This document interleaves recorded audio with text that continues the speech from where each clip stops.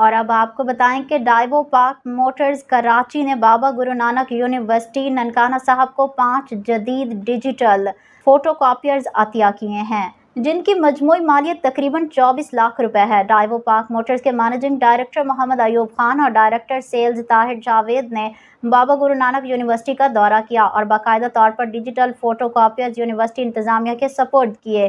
اس موقع پر انہوں نے طلباء کے لیے انٹرنشپ اور تکنیکی تربیت سمیت دیگر شعبوں میں اشتراک کی خواہش کا اظہار بھی کیا۔